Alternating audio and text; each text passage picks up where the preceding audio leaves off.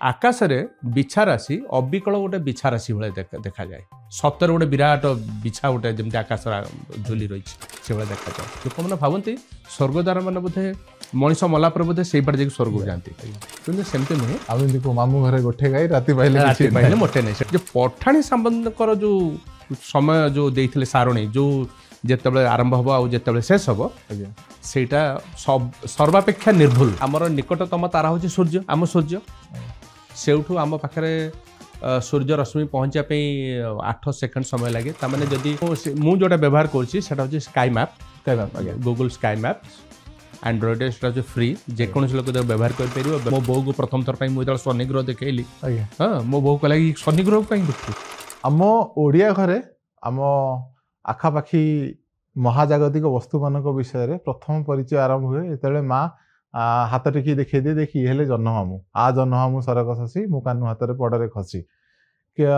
दिन थिला एठी जिनसटी रही जाऊ नथिला धीरे धीरे लोक मान गोटे आवश्यक कला हिसाब से खाली आखिरे तारा देखा विकसित होता तारा मान चिन्हवा तारा मान विषय जाना अपरिहार्य अंग थिला जीवनर कारण दिग निर्णय होता तारा मान देखिकी काल निर्णय होता समय निर्णय होता कालीर पाणीपाग केमिति रहिबो ताहा मध्ये तारा मान गतिविधि जना पड़ुथिला दिन थिला लोक समुद्र रे यातायात करते आम तो ओडिया माने साधा मानक देश एठू लोक माने 7 दरिया 13 नई पारी हो जाउथिले ए तारा मानक सहाय्य रे आज ये कलाटी टिके मलिन पड़ी जाइए कारण मॉडर्न वर्ल्ड रे आम पाखे कंपास रोचे आम पाखे विभिन्न जीपीएस रोचे आम तारा देखा को एते गोटे अपरिहार्य अंग विषय मानुने किंतु मो हिसाब रे जेमिति चलवा शिखा पहरिया शिखा साइकेल शिखा गोटे गोटे कला ये मध्य गोटे कला जी कि आपणकर आपन को गोटे अति असुविधा समय साहाय्य करें जो आप टेक्नोलोजी नथिबो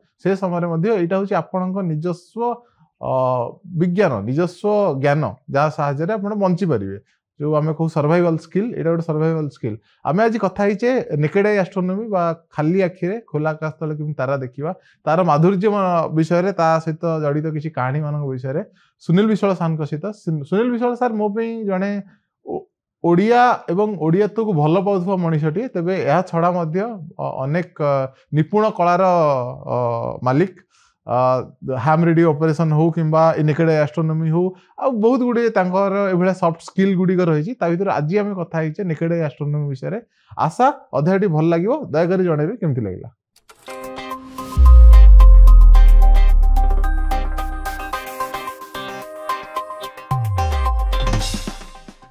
सर कथबार्ता को स्वागत आज आम भाग्य आम खोला आकाश तले खाली आखिरे तारा मानू केमिति देखी हम से विषय रे कथा हवा गोटे अति रुचिकर जिनस मोर मन अच्छे मो छुआ बेले मते मो नना माने मो बापा गोटे गोटे तारा चिन्ह देखे यहाँ गौड़भर तारा एटा कालपुरुष तारा ये सप्तर्षि मंडल ये आमर ध्रुव तारा ध्रुव नक्षत्र ये सप्तर्षि मंडल ये तारा मो नेकेड एस्ट्रोनॉमी से जिनस थिला जे लोक माने खाली आकाश रे आमे आम पारिपार्श्विक जिनिस को आम एते दूर रे थैबा नक्षत्रपुंज मान विषय रे कथा होतिले धीरे धीरे एई धाराटा पर्टिकुलरली ओडिया रे तारा मान ना एवं किंबा इंग्रजी रे होछे तारा मान चिन्हिबा एई कला कौशल लोप पाई जाउची ता भितरे आपण गोटे नेकेड आई एस्ट्रोनॉमी एक्सपर्ट लोक आप केमिति कहे आपन को केमिति जिनस केमिति आग्रह आसला।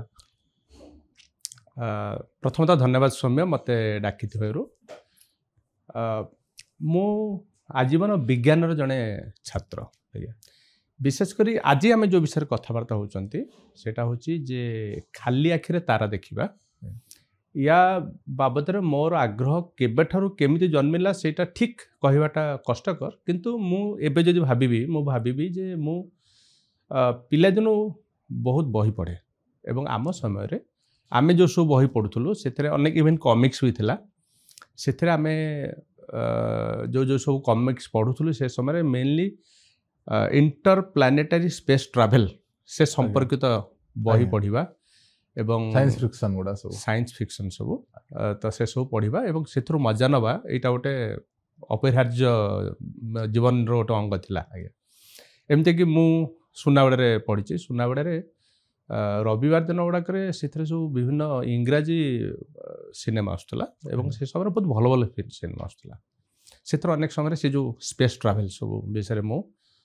देखा जाऊँगी मत लगे महाकाश प्रति प्रत्येक मनुष्य पानी प्रति महाकाश प्रति ये सब एगोटे प्रकृति या प्रति मनीष मन में गोटे आकर्षण सदाबले रही आमे ठीक समय जदि आमे ता विषय जदि अधिका ज्ञान न पाऊ ताले आमे ताको आमर गोटे अंग आमे आकर्षण गोटे प्रधान अंग भाव गणुना किंतु आम मन भीतर सदाबले आकर्षण रही तार प्रति मोर से गोटे आकर्षण थिला परे जमती कह जाए जो थे आग्रह अच्छी से भाया लोक मान संस्पर्श जड़े आसब मु तारा देखा भाई लोक मान संस्पर्श आसिली जिते अधिकार अधिका जानिली से विषय मोर आग्रह बढ़ी चलला एबे भी जारी रही एटा गोटे यात्रा एटा अंत नाही ओडिशार सेही बरपुत्रंक सेही कहानी विषय अति रोचक ढंग से आपण मते कहिथिले आपण आउथरे हम दर्शक मानन कोहंतु मु नै जीवी दर्शक मान को नौंक दुर्भिक्ष समय को नौंक दुर्भिक्ष समय रे जो भलिया ओडिसा रे दुर्भिक्ष सब घटिला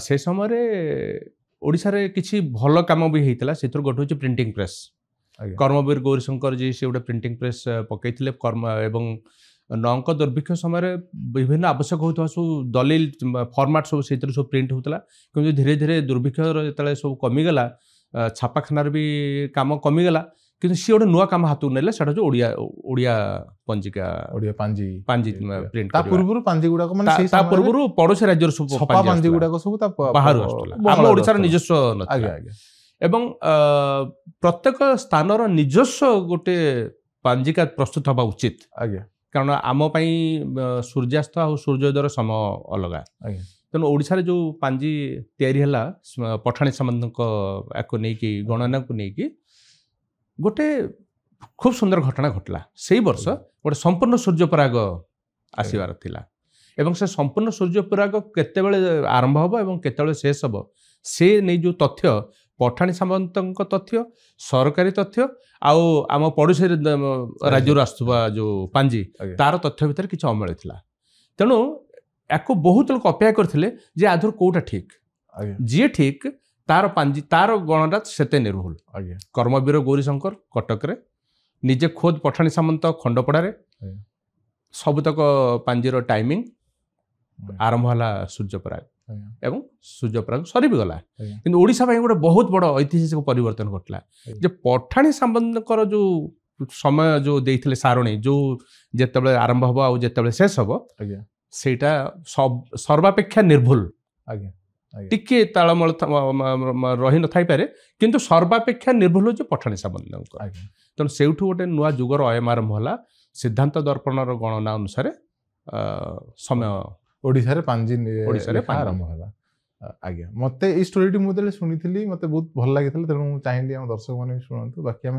फेरी आसवा आधुनिक खोला आकाश तले खाली आखिरे केमी तारा मान देखिए आपणकर किसी प्रिय तारा मान विषय कहतु सबतक तारा मोर प्रिय आज्ञा किंतु सर्वापेक्षा जो कन्स्टलेशन टी सब कन्स्टलेशन गोटे ना अच्छे आज्ञा से गोटे कन्स्टलेशन ना अच्छी बिछा राशि स्कॉर्पियो आकाश रे बिछा राशि अबिकल गोटे बिछा राशि भाई देखा जाए सप्तर गोटे विराट बिछा गोटे जमी आकाश झुली रही से भाई देखा जाए कि मुझे गोटे कथा कहवाई चाहिए जे आगु जिते मु गाँव को जाए स्कूल छुट्टी रे मु गाँव कहानी शुणे जे गोटे गाँव लोक भोजी खायापी आ गोटे गाँव जाते आ राति से गाँव जो भोजी खाई फेरिले रास्ता हुड़ी गले माने दीटा गाँव भितर 5-6 किलोमीटर खाली जमी तेणु से सब रास्ता भूली जाती सब तांको भितर जड़े जड़े लोक था जो मैंने कि तारा देखी से जानी था से तारा को देखिकी दिगर निर्णय करती से आसिकी ठीक ठीक आसिक गाँव आसिक पहुँचती जदि से भाई लोकटे ना ताहले से सकाळ हला पर्यंत सेमती जमी भीतर घूरी बुलता यही भाया कहानी सब गाँव में सब शुणे तेणु सी भी मोर आकाश रे तारा देखा प्रति गोटे आउ गोटे माने आकर्षण गोटे है जमी आम कहते जो प्रिय तारा मंडल सबतक तारा तो देखापी भल आ सब विषय जानिले सी गोटे कहानी बही गोटे प्रत्येक दिन संध्यारे आकाश रे नुआ कहानी बहीटे छपा हो तेणु खाली जानिया दरकार कहानीटा कौन जानिया दरकार आम मामू घरे गोटे गाई राति पाइले मोटे नहीं से पढ़ा होता ସାର୍ କିଛି ରୋଚକ କାହାଣୀ ତାରାମାନଙ୍କୁ ନେଇ ଯୋଉଟା ଆପଣ କହିବାକୁ ଚାହିଁବେ? ପ୍ରାଚୀନ କାଳରେ ଯେତେବେଳେ ମଣିଷ ଗୁମ୍ଫାରେ ରହୁଥିଲା ବା ସେମିତି ସମାଜ ସ୍ଥାପନ କରି ରହିନଥିଲା, ଯେତେବେଳେ ସେମାନେ ଦିନ ସୂର୍ଯ୍ୟ ବୁଡ଼ି ଯାଉଥିଲେ, ଅସ୍ତ ହେଇଯାଉଥିଲେ, ଅନ୍ଧାର ଗୋଟିଏ ଆସୁଥିଲା, ଅନ୍ଧାରରେ କୁଆଡ଼େ ଯିବା ଆସିବା ସମ୍ଭବ ନଥିଲା, ସେମାନେ ସବୁ କିଏ ଗଛ ଖୋଲରେ କିଏ ଗୁମ୍ଫା ଭିତରେ ସେମାନେ ରହି ଆଶ୍ରୟ ନେଉଥିଲେ ଏବଂ ସେତେବେଳେ କିଛି କାମ ନଥିଲା, ସେମାନେ ଆକାଶକୁ ଦେଖୁଥିଲେ, ଆକାଶରେ ମିଞ୍ଜିମିଞ୍ଜି କରୁଥିବା ତାରାମାନଙ୍କୁ ଏବଂ ସେମାନଙ୍କୁ ମନରେ ବିଭିନ୍ନ ତାଙ୍କ ଚିହ୍ନା ଜଣା ବସ୍ତୁ ସାଙ୍ଗରେ ଯୋଡ଼ିକି ଆକୃତି ଦେଉଥିଲେ ଏବଂ ଆକୃତି ଦେଇକି ତା ସବୁ ଗୋଟେ ନାଁ ଦେଉଥିଲେ। ସମଗ୍ର ଆକାଶରେ ଯେତିକି ତାରା ଦେଖାଉଛନ୍ତି ଉଣା ଅଧିକେ ଆମେ ପରବର୍ତ୍ତୀ ପର୍ଯ୍ୟାୟରେ ଦେଖିଲୁ ଯେ ଯୋଉ ତାରାମାନଙ୍କୁ ଯୋଡ଼ିକି ଆମେ ଗୋଟେ କିଛି ନାଁ ଦେଇଛନ୍ତି, ଆମେ କିଛି ଗୋଟେ ରୂପ ଦେଇଛନ୍ତି, ପ୍ରାୟ ସମାନ ବା ସେଇଟା ଏମିତି ହେଇପାରେ ଆମ ଭାରତରୁ ସେଇଟା ସବୁ ପର୍ଯ୍ୟାୟକ୍ରମେ ମୁସଲିମ ଟ୍ରେଡର୍ସ ମାନଙ୍କ ଦ୍ୱାରା ଯାଇକି ପହଞ୍ଚିଛି ବାହାରେ।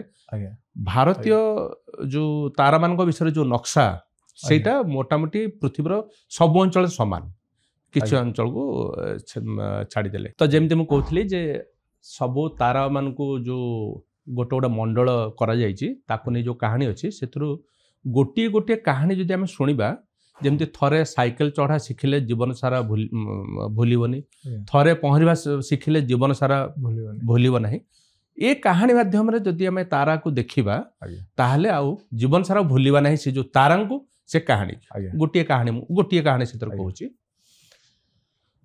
ଶୀତ ଦିନେ ଯଦି ଆମେ ଆକାଶକୁ ଦେଖିବା ତାହେଲେ ପୂର୍ବ ଦିଗରେ ସବୁ ତାରା ପୂର୍ବ ଦିଗରେ ଉଦୟ ହୁଅନ୍ତି ଏବଂ ପଶ୍ଚିମ ଦିଗରେ ଅସ୍ତ ହୁଅନ୍ତି।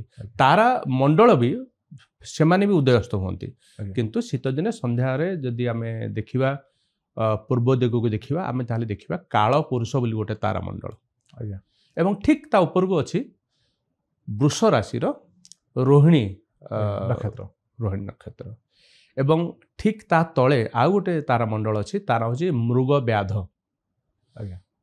ୟାର ସ୍ଥାନ ବିଶେଷରେ ଇଂରାଜୀରେ ନାଁ ଅଲଗା, କିନ୍ତୁ ଆଜିର ଆମର ଏଇ ଯୋଉ ଆଲୋଚନା ପାଇଁ ଆମେ ତାକୁ ଏମିତି ନାଁ ନେବା ଯେ ଯୋଉଟା କାଳପୁରୁଷ ତା ନାଁ ହେଉଛି କାଳପୁରୁଷ, ଆଉ ମୃଗ, ଆଉ ତା ତଳେ ହେଉଛି ମୃଗ ବ୍ୟାଧ, ଆଉ ସବା ଉପରେ ଯୋଉଟା ହେଉଛି ସେଟା ହେଉଛି ରୋହିଣୀ ଶକଟ। ଦିନେ ସରସ୍ୱତୀ ଗୋଟେ ପୂର୍ଣ୍ଣ ଯୌବନବତୀ ହରିଣୀ ରୂପରେ ସେ ଚରୁଥିଲେ। ତ ସେଇ ଯୋଉ ହରିଣୀକୁ ଯେତେବେଳେ ଦେଖିଲେ ବ୍ରହ୍ମା, ସରସ୍ୱତୀ ତାଙ୍କ ଝିଅ, ବ୍ରହ୍ମା ଯେତେବେଳେ ଦେଖିଲେ ତାଙ୍କ ମନରେ ଗୋଟେ ଅନୁଚିତ ଚିନ୍ତା ଆସିଲା, ସିଏ ଚିହ୍ନି ପାରିଲେନି ଯେ ଏଟା କିଏ। ତ ସିଏ ଗୋଟେ ଅଣ୍ଡିରା ମୃଗର ରୂପ ଧାରଣ କରିକି ତା ପଛରେ ଦୌଡ଼ିଲେ। ତ କାଳପୁରୁଷ ଯୋଉଟା ସେଟା ହେଉଛି ସେ ଯୋଉ ମାଇ ମୃଗ, ସିଏ ହେଉଛି ଆମର ସରସ୍ୱତୀ, ଦେବୀ ସରସ୍ୱତୀ। ଆଉ ଭୁଲ କହିଲି ମୁଁ, ଉପରେ ଯୋଉ ରୋହିଣୀ ନକ୍ଷତ୍ର ଯୋଉଟା ସେଟା ହେଉଛି ଯୋଉ ମାଇ ହରିଣ ସରସ୍ୱତୀ, ଆଉ ତା ପଛରେ ତାକୁ ଅନୁଧାବନ କରୁଥିବା ଯୋଉ ତାରାମଣ୍ଡଳ ସେଟା ହେଲା କାଳପୁରୁଷ, ସିଏ ହେଲେ ବ୍ରହ୍ମା। ଯେତେବେଳେ ଦେବତା ମାନେ ଦେଖିଲେ ଏମିତି ଗୋଟେ ଘଟଣା ଘଟିବା ପାଇଁ ଯାଉଛି ଏବଂ ଏଇଟା ଯଦି ହୁଏ ତାହେଲେ ଗୋଟେ ଅଶୋଭନୀୟ କାମ ହବ, ସେମାନେ ଗୋଟେ ବ୍ୟାଧକୁ ପଠେଇଲେ ଶିକାରୀ, ତାର ନାଁ ହେଉଛି ମୃଗ ବ୍ୟାଧ। ସେ ମୃଗ ବ୍ୟାଧ ଆସିକି ତାଙ୍କୁ ଗୋଟେ ବର୍ଷା ଫୋପାଡ଼ିଲା, କାହାକୁ? ଯୋଉ ଅଣ୍ଡିରା କାଳପୁରୁଷକୁ, ଏବଂ କାଳପୁରୁଷ ପେଟରେ ସେ ଯୋଉ ବର୍ଷାଟା ଗଳିଗଲା। ଏବେ ବି ଯଦି ଆମେ ଦେଖିବା ତଳେ ଯୋଉ କ୍ୟାନିସ୍ ମେଜର ମୃଗ ବ୍ୟାଧ, ସେ କ୍ୟାନିସ୍ ମେଜର ଦୁଇଟା ହାତ ଦେଖାଯିବ ଏବଂ ମଝିରେ ତା ବଡି ଏବଂ ତା ଦିଟା ଗୋଡ଼, ଏବଂ ସେ ଯୋଉ ବର୍ଷାଟା ଫୋପାଡ଼ିଛି ଉପରେ ଯୋଉ କାଳପୁରୁଷ ଯୋଉ ତାରାମଣ୍ଡଳ, ସେ କାଳପୁରୁଷ ତାରାମଣ୍ଡଳରେ ଗୋଟେ ହରିଣର ଚାରିଟା ଗୋଡ଼, ତାର ଲାଞ୍ଜ ଆଉ ତା ମୁଣ୍ଡ ଦେଖାଯିବ ଏବଂ ଠିକ୍ ମଝିରେ ଗୋଟେ ସରଳ ରେଖାରେ ତିନିଟା ତାରା ଦେଖାଯିବ। ସେଟା ହେଉଛି ୟା ଦ୍ୱାରା ଫୋପଡ଼ା ଯାଇଥିବା ବର୍ଷା। ତ ଯଦି ଖୋଲା ଆକାଶ ତଳେ ମୁଁ ଗୋଟେ ସନ୍ଧ୍ୟାରେ ଯଦି ସୌମ୍ୟ ତମକୁ ନେଇକି କାହାଣୀ ସହିତ ଯୋଡ଼ିକି ଏଇ ଯୋଉ ତାରାମଣ୍ଡଳ ଚିହ୍ନେଇ ଦିଏ, 10 ବର୍ଷ ପରେ ବି ଯଦି ତମ ସାଙ୍ଗରେ ଦେଖାହବ ତମେ ମତେ ଆକାଶକୁ ଆଙ୍ଗୁଳି ନିର୍ଦ୍ଦେଶ କରି ମତେ ସେଇ ସବୁ ତାରା ଚିହ୍ନେଇ ଦେଇପାରିବ। ପ୍ରାୟତଃ ସବୁ ତାରାଙ୍କ ସହିତ ଏମିତି କାହାଣୀ କିଛି ନା କିଛି ଅଛି। ମୋର ମନେ ଅଛି ଛୁଆବେଳେ ମତେ ତିନୋଟି ତାରା ମନନା ଦେଖେଇ ଦେଇଥିଲେ, କହୁଥିଲେ ଇଲେ ଗୌଡ଼ ଭରା ତାରା, ସେଇ କାଳପୁରୁଷଟାକୁ ହିଁ ଗୌଡ଼ ଭରା ତାରା। ସେଇଥିପାଇଁ କହୁଛି ସ୍ଥାନ ବିଶେଷରେ ତାଙ୍କ ନାଁ ଟିକେ ଟିକେ ବଦଳି ଯାଏ, ଯେମିତି ତାର ଇଂଲିଶ ନାଁ ହେଉଛି ଅରାୟନ କନଷ୍ଟେଲେସନ ओडिया रे संस्कृत तार नाम हूँ काल पुरुष ओडिया रे किछि अंचल ताको कह जाए गौड़ भार एवं सेइथरे तीनटा तार सीधारे थाए सीधा थांती तेणु गौड़ जेंति भार नियंती आगे दीटा बस बस मु सेई तार कथा ही कहूँ आज्ञा आज्ञा हैला आज्ञा आज्ञा आ ता ऊपर वृष राशि एटा बहुत रोचक कहानी थिला मु अनुरोध करी आउ गोटे किछि कहानी एमति कहंतु सेमती मु जतबेले तारा देखिया पई मु प्रत्येक वर्ष विभिन्न आग्रही लोक मानक पई तारा देखा कार्यक्रम करे मो एमती मु जदि बस रे जाउ थाय जदि बस कोन जगह रखे लोक ओलांती to attend call of nature मु सेतिक समय भीतर भी लोक मानक चेष्टा करे ताराटे माने देखिया पई मो पाखर सदाळ मो पार लेजर पॉइंटर एटा थाए शीत दिने अन्य दिने नुहे आ गोटे इंटरेस्टिंग तारा मंडल हूँ स्वर्गद्वार स्वर्गद्वार मु लोक कहे जे आज आकाश रे मु स्वर्गद्वार तुम जो चाहब मुझे तुमको स्वर्गद्वार देखेबी लोक मैंने भावती स्वर्गद्वार मैंने बोधे मनीष मला पर बोधे से पटे स्वर्ग जाती कि सेमती नुहे एक्चुअली स्वर्गद्वार जो तारा मंडल ता विषय गोटे तथ्य हूँ जे आमे जदि पृथ्वीर जो इक्वेटर अच्छे विश्वरेखा जदि मन मन आम महाकाश आड़ को लंबे दबा जो अंचल गुड़िक से भितर आसो ताकू आमे कहवा खगोलीय विषुवरेखा ये जो स्वर्गद्वार खगोलीय विषुवरेखा ठीक ये जो खगोलीय विषुवद्वार रेखार चारिपाखे गोटे सामंतरिक क्षेत्र ये गठन कर आमर मिथुन राशि दुईटी तारा आउ गोटे सोम आउ विष्णु आउ दुईटी तारा ये मिसिक ठीक गोटे गोटे रोम्बस भाया हम गोटे एवं आकाश रे तारा मानकर स्थान स्थिर किंतु आकाश रे इतस्तत घूरी बोलथवा जो महाकाशीय पिंड से माने हेले ग्रह उपग्रह आउ सूर्य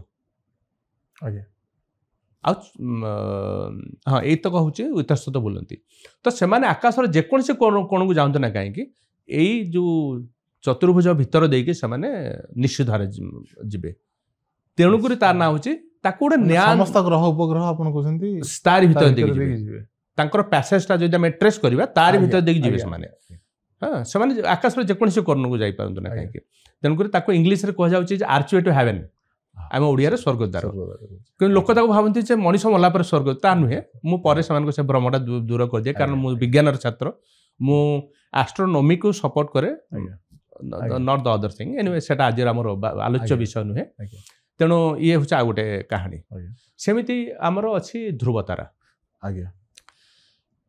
आकाश देखा विषय आम जदि ध्रुवतारा ठू आरंभ न करवा सेटा असंपूर्ण रही ध्रुवतारार विशेषत्व अनेक लोकंर धारणा जे ध्रुवताराटा गोटे उज्जवल तारा बा सेमती किछि किंतु ध्रुवतारा सेमती किछि विशेषत्व नहीं जो विशेषत्व आम ध्रुवतारा बोली भावुचु एवं सत्य को आम जो ध्रुव सत्य हाँ तार आम आउटे पर भी डिस्कशन करवा तो कन्स्टांट सेटा हूँ आमर ध्रुवतारा ताको आकाश रे खोजी पाइबा आम जदि भाविया जे सब उज्जवल तारा ताले आम भूल तारा पाखे पहुँचवा जो कथा ताको आम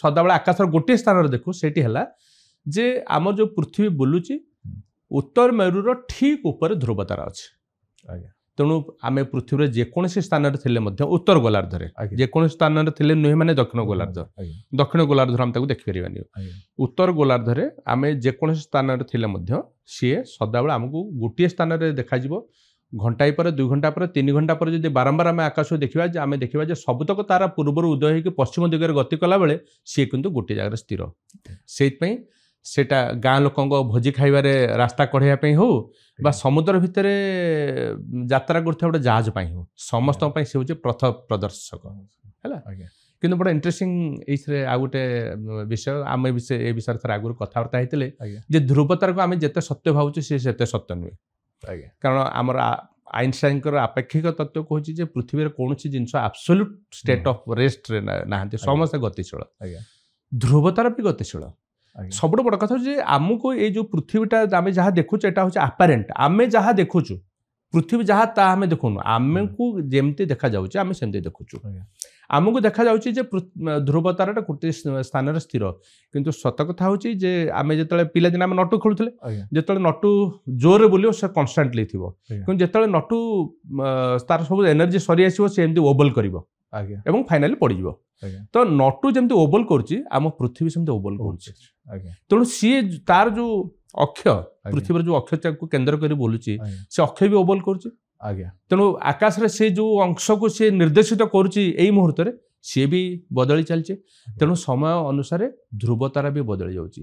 ଯାହାକୁ ଆଜି ଆମେ ଧ୍ରୁବତାରା ବୋଲି କହୁଛୁ 26,000 ବର୍ଷ ପରେ ସିଏ ଧ୍ରୁବତାରା ନଥିବ, ଆଜ୍ଞା ଆଉ ଗୋଟେ ତାରା ତା ସ୍ଥାନ ନେଇଥିବ ବା ନଥାଇପାରେ। ଯେମିତି ଦକ୍ଷିଣ ମେରୁରେ ଧ୍ରୁବତାରା ନାହିଁ। ଆମେ କଥା ହଉଥିଲେ ଗୋଟେ କାହାଣୀରେ 2ଟି ଧ୍ରୁବ ତାରା ଥିଲେ, ବୋଧେ ହୁଏ 26,000 ବର୍ଷ ତଳେ କିମ୍ବା 26,000 ବର୍ଷ ପରେ ଏମିତି ସମୟ ଆସିପାରେ ସେଇ ଜାଗାରେ 2ଟି ଧ୍ରୁବ ତାରା ଦେଖାଯାଏ। ହେଇପାରେ। ଆଜ୍ଞା ଯେମିତି ବର୍ତ୍ତମାନ ଦକ୍ଷିଣ ମେରୁର ଲୋକମାନେ 3ଟି ତାରାର ଗୋଟେ ବ୍ୟବସ୍ଥାକୁ ନେଇକି ସେମାନେ ତାଙ୍କର ଦିଗ ନିର୍ଣ୍ଣୟ କରୁଛନ୍ତି, ଗୋଟିଏ ନାହିଁ। ଆଜ୍ଞା ସେମିତି ଆମର ବି ହେଇପାରେ, ଆମେ ନଥିବା, ଆଜ୍ଞା ଆମ ପାଇଁ ଧ୍ରୁବତାରା ସ୍ଥିର, ଆଜ୍ଞା କିନ୍ତୁ ଅନନ୍ତ କାଳ ସମୟ ଭିତରେ ଧ୍ରୁବତାରା ସ୍ଥିର ନୁହେଁ, କୌଣସି ଜିନିଷ ସ୍ଥିର ନୁହଁ। କୌଣସି ଜିନିଷ ସ୍ଥିର। ଆଜ୍ଞା ସାର୍, ବଢିଆ କାହାଣୀ 2-3ଟା ଆପଣ କହିଲେ। ମୁଁ ଏବେ ଜାଣିବାକୁ ଚାହିଁବି, ଜଣେ ଗୋଟେ ପିଲାଟେ ଯଦି ନେକେଡ୍ ଆଇ ଆଷ୍ଟ୍ରୋନୋମି ଆରମ୍ଭ କରିବାକୁ ଚାହିଁବ, କେମିତି କଣ ତା ପାଇଁ ଗୋଟେ ଷ୍ଟାଣ୍ଡାର୍ଡ ଅପରେଟିଂ ପ୍ରୋସିଜିଅର SOP ଯଦି କହିବେ କଣ? ଆମ ପିଲାଦିନେ ଯେତେବେଳେ ଆମେ ତାରା ଦେଖିବା ପାଇଁ ଚାହୁଁଥିଲୁ, ଆମକୁ ଜଣେ ତାରା ଦେଖେଇବା ଶିଖିବା ପାଇଁ ଜଣେ ଲୋକର ଆବଶ୍ୟକତା ପଡୁଥିଲା। ଆଜ୍ଞା ଏବଂ ନିଜେ ବହି ପଢିକି ତାରା ଦେଖିବା ଅସାଧ୍ୟ ନୁହେଁ, ଆଜ୍ଞା କିନ୍ତୁ ମୋର ଆଗ୍ରହ କମିଯିବ ଯଦି ମୁଁ 2-3 ଥର ଚେଷ୍ଟା କଲା ପରେ ଯଦି ଦେଖି ନ ପାରିବି, ଆଜ୍ଞା ମୁଁ ସଷ୍ଟେନ୍ କରିପାରିବିନି, ତାକୁ ଆଜ୍ଞା। ଜାରି ରଖିପାରିବିନି। ଆଜ୍ଞା। ଆଜିର ଦୁନିଆରେ ଆମ ହାତରେ ଟେକ୍ନୋଲୋଜିର ଆଜ୍ଞା। ଅସ୍ତ୍ର ଅଛି। ପ୍ରତ୍ୟେକ ମୋବାଇଲରେ ବିଭିନ୍ନ ପ୍ରକାର ଆପ୍ ଅଛି। ହୁଁ। ସେମାନେ ଆମକୁ ଦେଖେଇ ଦେଇପାରିବେ ସନ୍ଧ୍ୟା ଆକାଶରେ, ଆମେ ଖାଲି ଗୋଟେ ଆକାଶକୁ ଯଦି ପଏଣ୍ଟ କରିଦେବା ସେମାନେ ଆମକୁ କହିଦେଇପାରିବେ ଯେ କୋଉଟା କୋଉ ତାରା, କୋଉ ଗ୍ୟାଲାକ୍ସି, ସବୁତକ ସେମାନେ କହିପାରିବେ। ସେମାନେ ଏକଥା ମଧ୍ୟ କହିଦେଇପାରିବେ ଯେ ଘଣ୍ଟାଏ ତଳେ, ମାନେ ବା 100 ବର୍ଷ ତଳେ ସେମାନେ ଆଉ ଗୋଟେ ଇମେଜ ଜେନେରେଟ୍ କରିପାରିବେ। ତେଣୁ ତାକୁ ଆମେ ଶିଖେଇ ପାରିବା। ତା ବ୍ୟତିରେକ ଓଡ଼ିଶାରେ ବିଭିନ୍ନ ଅନୁଷ୍ଠାନ ଅଛନ୍ତି, ତାର ଆଗ୍ରହୀ ମାନେ ଆଗ୍ରହୀ ଲୋକ ସବୁ ଅଛନ୍ତି। ଯେମିତି ମୁଁ, ଯେମିତି ଯଦି ଜଣେ ଚାହିଁବ ତାରା ଦେଖିବା ପାଇଁ, ମୁଁ ତାକୁ ଶିଖେଇ ଦେଇପାରିବି। ଏମିତି ମୋ ଭଳିଆ ବହୁତ ଜଣ ଅଛନ୍ତି। ଆଉ ଓଡ଼ିଶା ଏଇଟା ହେଉଛି ନେକେଡ୍ ଆଇ ଆଷ୍ଟ୍ରୋନୋମି, କିନ୍ତୁ ତାର ଯେଉଁ ଅନ୍ୟ ସଂସ୍କରଣ ଯେଉଁଟା ଅଛି, ଯେଉଁଥିରେ ଟେଲିସ୍କୋପ ମାଧ୍ୟମରେ ଆକାଶକୁ ଅନୁଶୀଳନ କରିବା, ଓଡ଼ିଶାର ବିଭିନ୍ନ ପ୍ରାନ୍ତରେ ବହୁତ ଜଣ ଲୋକ ନିଜର ଖୁସି ପାଇଁ ସେମାନେ ଟେଲିସ୍କୋପ ବ୍ୟବହାର କରୁଛନ୍ତି, ଆକାଶର ଫଟୋ ଉଠାଉଛନ୍ତି। ଏମିତିକି ଯେତେବେଳେ ନିଓୱିନ୍ କମେଟ୍ ଆମର ଆସିଲା ପୃଥିବୀକୁ, ଭାରତରେ ତାର ପ୍ରଥମ ଫଟୋଗ୍ରାଫର ଆମ ଏଇ ଜଣେ ଓଡ଼ିଶାରୁ, ମାନେ ଭଲ ଫଟୋ। ତେଣୁ ଓଡ଼ିଶା ଏଇ ଯେଉଁ ଆମାଚୁର ଆଷ୍ଟ୍ରୋନୋମି କ୍ଷେତ୍ରରେ କିଛି ପଛରେ ନେଇ ବହୁତ ଆଗରେ ଅଛି। ଆଜ୍ଞା ସାର୍, ଜଷ୍ଟ ଜାଣିବାକୁ ଚାହିଁବି, ଗୋଟେ ଟେଲିସ୍କୋପ ଯଦି ଜଣେ କିଣିବ କେତେ ପଇସା ଲାଗିବ? ଆମେ ଭାବିବା ଯେ ଅନ୍ତତଃ ପକ୍ଷେ 50,000 ଟଙ୍କାରୁ ଆରମ୍ଭ କରି ଉପରେ କୌଣସି ଲିମିଟ୍ ନାହିଁ। ଯଦି ଆମେ ଦେଖିବା ଓଡ଼ିଶାରେ ଯଦି ଯେଉଁମାନେ ବ୍ୟବହାର କରୁଛନ୍ତି, ସେଥିରେ 3 ଲକ୍ଷ 4 ଲକ୍ଷ ଟଙ୍କା ପର୍ଯ୍ୟନ୍ତ ମଧ୍ୟ ଟେଲିସ୍କୋପ ଇନଭେଷ୍ଟମେଣ୍ଟ କରାଯାଇପାରିବ, ଡିପେଣ୍ଡିଂ ଅନ୍ କମ୍ପ୍ଲେକ୍ସିଟି। ସାର୍, ଆପଣ ସମ୍ପୂର୍ଣ୍ଣ ଓଡ଼ିଶା ବୁଲିଛନ୍ତି, ପ୍ରାୟ ଜାଗା ଏଇ ନେକେଡ୍ ଆଇ ଆଷ୍ଟ୍ରୋନୋମି କ୍ଷେତ୍ରରେ ଆପଣଙ୍କୁ କୋଉ କୋଉ ଜାଗା ସବୁଠୁ ଭଲ ଲାଗିଛି ତାରା ଦେଖିବା ପାଇଁ? ଇଏ ଆଉ ଗୋଟେ ଉଦ୍ବେଗଜନକ କଥା। ଓଡ଼ିଶାରେ ଆମେ କିଛି ଦିନ ତଳେ ନ୍ୟୁଜ୍ ପେପର ପଢ଼ିଥିଲେ ଯେ ଭାରତ ସରକାର ଆମର ଉତ୍ତର ଭାରତରେ ହାନଲେ ବୋଲି ଗୋଟେ ଅଞ୍ଚଳକୁ ପ୍ରଥମ ଡାର୍କ ସ୍କାଏ ସାଙ୍କ୍ଚୁଆରୀ ବୋଲି ଘୋଷଣା କରିଛନ୍ତି। ଯେମିତି ଜୀବଜନ୍ତୁଙ୍କ ପାଇଁ ଅଭୟାରଣ୍ୟ, ସେମିତି ଆକାଶ ପାଇଁ ମଧ୍ୟ ଅଭୟାରଣ୍ୟର ଆବଶ୍ୟକ ପଡ଼ୁଛି। କେମିତି? ଏଇ ଭୁବନେଶ୍ୱରରେ 80 ଦଶକରେ ମୁଁ ଦେଖିପାରୁଥିଲି ଆକାଶରେ, ଯେମିତି କହିଲି ସ୍ୱର୍ଗଦ୍ୱାର ଆକାଶରୁ ଦେଖାଯାଉଥିଲା ଏଇ ଜାଗମାରାରୁ, ହେଲା। ତ ଆଜି ନିହାତି ଉଜ୍ଜଳ ତାରକା ନହେଲେ ଆମେ ଭୁବନେଶ୍ୱରରେ ଦେଖିପାରିବା ନାହିଁ ଖାଲି ଆଖିରେ। ଟେଲିସ୍କୋପରେ ଦେଖିବା ଅଲଗା କଥା, ଖାଲି ଆଖିରେ। ଏବଂ ଉଣାଧିକେ ଓଡ଼ିଶାର ବହୁ ଅଞ୍ଚଳର ଅବସ୍ଥା ବର୍ତ୍ତମାନ ସେଇଆ। ରାତିରେ ଗୋଟେ ଅନ୍ଧାର ଆଉ ଅନ୍ଧାର ଆକାଶ, ଖୋଲା ପଡ଼ିଆ, ଇଏ ହେଉଛି ଆମ ପାଇଁ ଉପାଦେୟ ସ୍ଥାନ। ଯୋଉଠି ସେଟା ମିଳିବ ଆମେ ସେଠି ଦେଖିପାରିବା। ବର୍ତ୍ତମାନ କୋଉଠି ଅଛି ଓଡ଼ିଶାରେ? ଆଲୋକର ଯେଉଁ ପଲ୍ୟୁସନ୍, ତାକୁ ମାପିବା ପାଇଁ ଗୋଟେ ଏକକ ବ୍ୟବହାର ହେଉଛି, ତାକୁ କିନ୍ତୁ ବର୍ଟଲରେ ସ୍କେଲ୍ ହେଉଛି 1ରୁ 10, ସବୁଠୁ ପଲ୍ୟୁଟେଡ୍ 10, লিস্ট পল্ୟୁটেড বা ডার্ক স্কাଏ जोटा कि 1, जोटाकि हानले से जो अंचलटी लद्दाखर से जो अंचलटी सेटा होची जोन 1। ओडिशा रे जोन 1 नाउ नाही कहले चले। दारिंगबाडर किछि अंचल एवं कोरापुट रे बहुत कष्ट खोजले किछि अंचल बटल स्केल 1 रे आसीबो, नहले ताठू ऊपर को सब चली गलानी। खाली जे भुवनेश्वर लाइट पल्यूटेड ता नुहे, ओडिशार अनेक इंडस्ट्रियल टाउन लाइट पल्यूटेड। ओडिशार सबुठ उच्च स्थान देवमाली, जोटा कि मु भाबुथिल जे ସେଇଟା ଗୋଟେ ତାରା ଦେଖିବା ପାଇଁ ଉପଯୁକ୍ତ ସ୍ଥାନ। ଦୁଃଖର ସହିତ କହିବି ଯେ ତାର ପୂର୍ବ ଆକାଶ ଉତ୍ତର ଆକାଶ ଯୋଉଟା ସେଟା ଲାଇଟ୍ ପଲ୍ୟୁଟେଡରେ ଆପଣ ସେଠି ଧ୍ରୁବ ତାରା ଖୋଜିକି ପାଇବା କଷ୍ଟ ଅଲରେଡି ପଲ୍ୟୁଟେଡ। ଆଜ୍ଞା ତେଣୁ କୋଉ ଜାଗା ଯଦି ଜଣେ ଯିବାକୁ ଚାହିଁବ ଦେଖିବା ଦାରିଙ୍ଗବାଡ଼ି ଆଜ୍ଞା କୋରାପୁଟ ତ ନିଶ୍ଚିତ ଭାବରେ ଆଜ୍ଞା କୋରାପୁଟ ଦାରିଙ୍ଗବାଡ଼ି ଶିମିଳିପାଳର ମାନେ କୋର ଏରିଆ ଯୋଉଟା ସେଇଟା ହେଉଛି ଆମର ଉପାଦେୟ ସ୍ଥାନ। କିନ୍ତୁ ଏତେ ହତୋତ୍ସାହିତ ହେଲେ ହେବନି। ଆମ ଗାଁ ଭୁବନେଶ୍ୱର ଟିକେ ବାହାରୁ ଗଲେ ଯେକୌଣସି ସ୍ଥାନର ସମସ୍ତଙ୍କ ଗାଁ ଯୋଉଟାକି ଏବେ ବି ଏତେ ବି ଲାଇଟ୍ ପଲ୍ୟୁସନ୍ ହେଇନି ଯେ ଆମେ ଦେଖିପାରିବାନି ବୋଲି। ଆଜ୍ଞା ସହରଠୁ ଦୂରରେ ଯେକୌଣସି ଗାଁ। ସାର୍ ଆପଣ ମୋତେ ଗୋଟେ ଆପ୍ଲିକେସନ୍ ବିଷୟରେ କହିଥିଲେ ସ୍କାଇଭି ଯୋଉଟା ମୁଁ ବର୍ତ୍ତମାନ ତ ରେଗୁଲାର ୟୁଜ୍ କରୁଛି। ଆପଣ ସେଇ ଆପ୍ଲିକେସନ୍ ବିଷୟରେ ଆମ ଦର୍ଶକମାନଙ୍କୁ କହିଦିଅନ୍ତୁ। ଆପ୍ଲିକେସନ୍ଟି ବହୁତ ଫ୍ରି ଆଉ ପେଡ୍ ଉପଲବ୍ଧ। ଫ୍ରିଟିରେ କିଛିଟା ଜିନିଷ କମ୍ ଥାଏ, ପେଡ୍ଟି ବହୁତ ଶସ୍ତା 250 ନା 350 ଟଙ୍କା ଆଜୀବନ। ମୁଁ ଯେତେବେଳେ କଲି ପ୍ରଥମେ ଫ୍ରି କରୁଥିଲି 15 ଦିନ ଭିତରେ ମୁଁ ପେଡ୍କୁ ପଳେଇଲି କାରଣ ଏତେ ଆକୃଷ୍ଟ କରିବ ଆପ୍ଲିକେସନ୍ଟା ଏତେ ବଢ଼ିଆ। ଆପଣ କୌଣସି ଗ୍ରହକୁ ଦେଖିବାକୁ ଚାହାନ୍ତୁ ଆକାଶରେ ଯେକୌଣସି ଗୋଟେ ଉଜ୍ଜ୍ୱଳତମ ତାରକାକୁ ଦେଖି ତା ଆଡ଼କୁ ମୋବାଇଲଟି ଇଙ୍ଗିତ କଲେ ସେ ତା ବିଷୟରେ ସମ୍ପୂର୍ଣ୍ଣ ବିବରଣୀ ଦେଇଦେବ। ଆପଣ ସେ ବିଷୟରେ ଆଉ ଟିକେ କିଛି କୁହନ୍ତୁ। ଯେମିତି ମୁଁ ଯୋଉଟା ବ୍ୟବହାର କରୁଛି ସେଟା ହେଉଛି ସ୍କାଇ ମ୍ୟାପ୍ ଆଜ୍ଞା ଗୁଗଲ ସ୍କାଇ ମ୍ୟାପ୍ ଆଣ୍ଡ୍ରଏଡ଼ରେ ସେଟା ହେଉଛି ଫ୍ରି। ଯେକୌଣସି ଲୋକ ତାକୁ ବ୍ୟବହାର କରିପାରିବ। ବ୍ୟବହାର କଲା ପରେ ପ୍ରଥମ ଥର ପାଇଁ ଟିକେ କାଲିବ୍ରେଟ୍ କରିବା ପାଇଁ ପଡ଼ିବ। ଜିପିଏସ୍ ଆମ ଲୋକେସନଟା କୋଉଠି ତା ଅନୁସାରେ ଆମ ଆକାଶଟା ସେ ପ୍ରସ୍ତୁତ କରିବ ଆକାଶର ଯୋଉ ଚିତ୍ର। ତେଣୁକରି ଥରେ କାଲିବ୍ରେଟ୍ କରିଦେଲା ପରେ ଆମେ ସନ୍ଧ୍ୟା ହେଲା ମାତ୍ରେ ଯେକୌଣସି ଜିନିଷ ବିଷୟରେ ଆମେ ଜାଣିବା ପାଇଁ ଚାହୁଁଛୁ ଯଦି ଆମେ ଆକାଶ ଆଡ଼କୁ ଆମେ ଆମ ମୋବାଇଲଟାକୁ କ୍ୟାମେରାଟାକୁ ପଏଣ୍ଟ କରିବା ସେଥିରେ ସେ ଦେଖେଇଦେବ ଯେ ସେଇ ମୁହୂର୍ତ୍ତରେ ସେଇ ସିଧା ଆକାଶରେ କୋଉ ଗ୍ରହ ନକ୍ଷତ୍ର ବା ତାରା ଦେଖାଯାଉଛି ସେସବୁ ବିଷୟରେ ସେ ଆମକୁ ଜଣେଇଦେବ। ମୋ ପାଇଁ ସବୁଠୁ ଗୋଟେ ଭଲ ଅନୁଭୂତି ଥିଲା। ମୁଁ ଥରେ ଦେଖିଥିଲି ଆକାଶରେ ସେଇଦିନ 3ଟି ଗ୍ରହ ଗୋଟିଏ ଜାଗାରେ ଆସୁଥିଲେ ଏବଂ ମୁଁ ଦେଖିଲି ଗୋଟେ ଅତି ଉଜ୍ଜ୍ୱଳତମ ଜିନିଷ ଦେଖାଉଛି। ଦେଖେଇଲା ବେଳକୁ ଡିଷ୍ଟିଙ୍କ୍ଟଲି 3ଟି ଗ୍ରହ ଶୁକ୍ର ଶନି ଏବଂ ଆଉ ଜଣେ ଥିଲେ ମୋର ମନେ ପଡ଼ୁନି ଦେଖାଉଥିଲା। ଆଉ ବହୁତ ବଢ଼ିଆ ଲାଗେ ଗୋଟେ ସେଲ୍ଫ ସାଟିସ୍ଫ୍ୟାକ୍ସନ୍ ଆସେ। ସାର୍ ତେବେ ଆମେ ଆମ ଦର୍ଶକମାନଙ୍କୁ କ'ଣ କହିବେ ତାରା ଦେଖିଲେ ଆଉ କ'ଣ ଲାଭ ମିଳିପାରିବ? ପ୍ରଥମ କଥା ହେଉଛି ଯେ ତାରା ଦେଖିଲେ ଆମେ ଜାଣିବା ଯେ ଏଇ ଯେଉଁ ଅନନ୍ତ ବିଶ୍ୱରେ ଆମ ସ୍ଥାନ ଆମେ କେତେ ନଗଣ୍ୟ ଏବଂ ସେଇ ବୋଧଟା ଆମ ସମସ୍ତଙ୍କର ରହିବା ଆବଶ୍ୟକ। ଆମେ କେତେ ନଗଣ୍ୟ ଏବଂ ଆମର ସମୟସୀମା କେତେ ସୀମିତ ସେ ବିଷୟରେ ଗୋଟେ ବହୁତ ବଡ଼ ଧାରଣା ହେବ ଯେତେବେଳେ ଆକାଶକୁ ଦେଖିବା। ସେଇ ତାରାର ପ୍ରକୃତ ଲାଇଟ୍ଟି ଯେଉଁ ଆସୁଛି ଆମକୁ କେତେ ପୁରୁଣା। ଏବଂ ସବୁଠୁ ବଢ଼ିଆ କଥା ହେଉଛି ଯେ ଆମର ନିକଟତମ ତାରା ହେଉଛି ସୂର୍ଯ୍ୟ। ଆମ ସୂର୍ଯ୍ୟ ସେଇଠୁ ଆମ ପାଖରେ ସୂର୍ଯ୍ୟ ରଶ୍ମି ପହଞ୍ଚିବା ପାଇଁ 8 ସେକେଣ୍ଡ ସମୟ ଲାଗେ। ତାମାନେ ଯଦି ଏଇ ଲାଇଟ୍ଟାକୁ ମୁଁ ବନ୍ଦ କରିଦେବି ତାହେଲେ ମୁଁ ସାଙ୍ଗେ ସାଙ୍ଗେ ଜାଣିଦେବି ଯେ ଲାଇଟ୍ଟା ବନ୍ଦ ହେଲା ବୋଲି। କିନ୍ତୁ ସୂର୍ଯ୍ୟ ଯଦି ଗୋଟେ ଲାଇଟ୍ ହୁଏ ଆଉ ତାକୁ ଯଦି କିଏ ବନ୍ଦ କରିଦିଏ 8 ସେକେଣ୍ଡ ପରେ ମୁଁ ଜାଣିବି ଯେ ସେଟା ନାହିଁ ବୋଲି ବନ୍ଦ ହେଇଯାଇଛି ବୋଲି।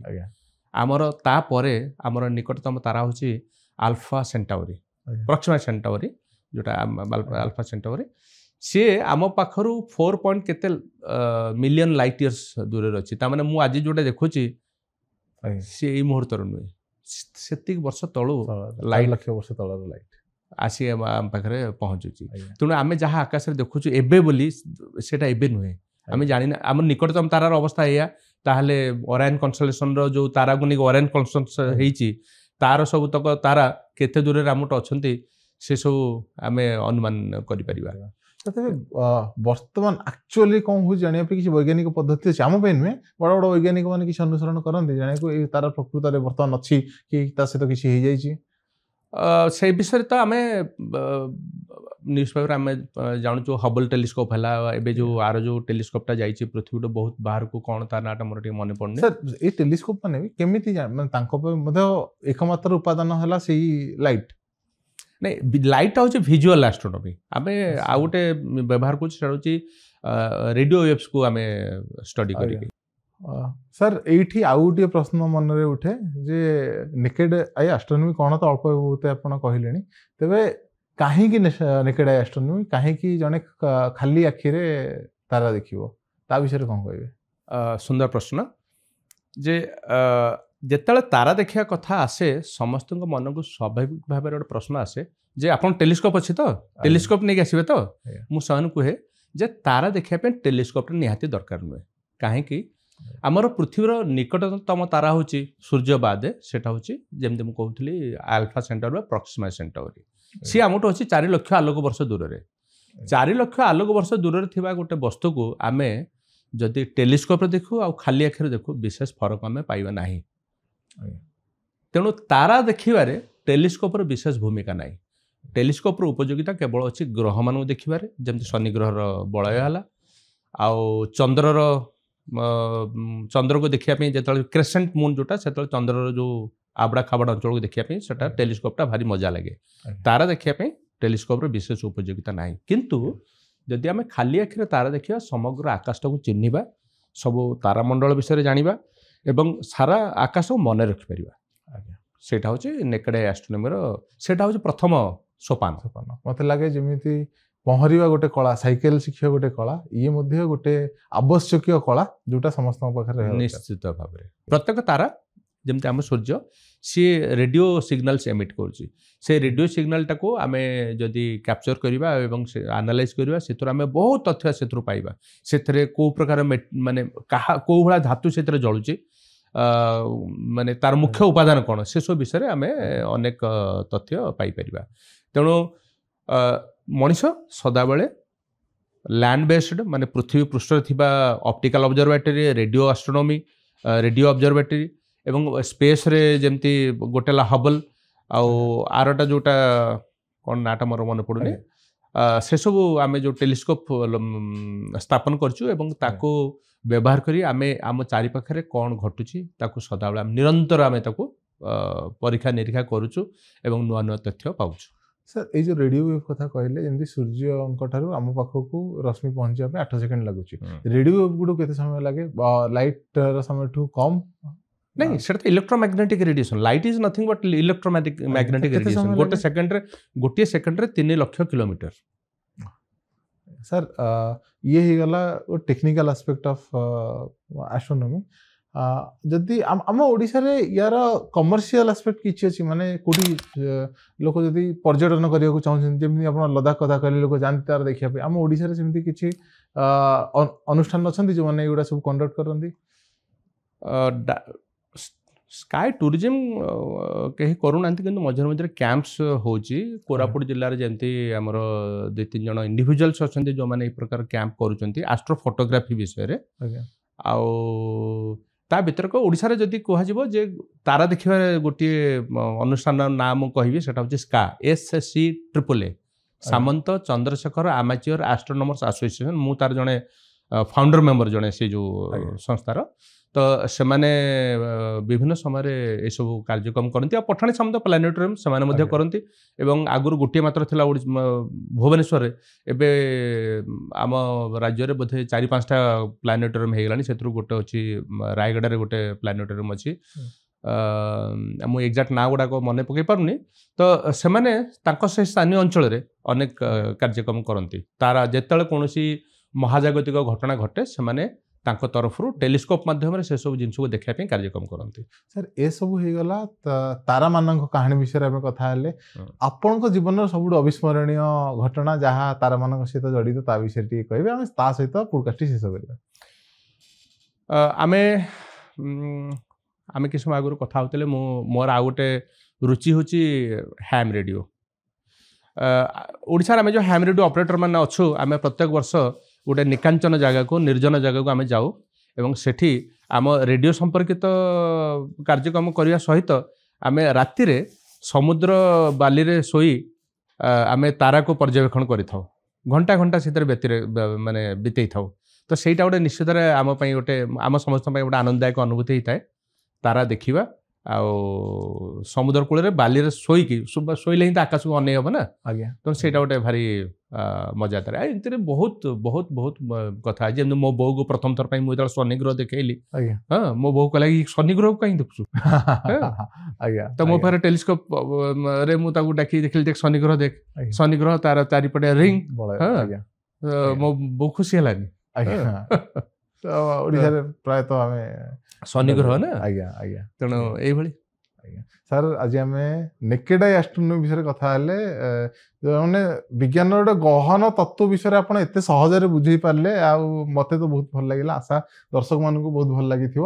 ତେବେ କାର୍ଯ୍ୟକ୍ରମଟି ଶେଷ କରିବା ପୂର୍ବରୁ ଆମ ତରଫରୁ ଗୋଟେ ଛୋଟିଆ ଉପହାର। ବହୁତ ଧନ୍ୟବାଦ ସୌମ୍ୟ।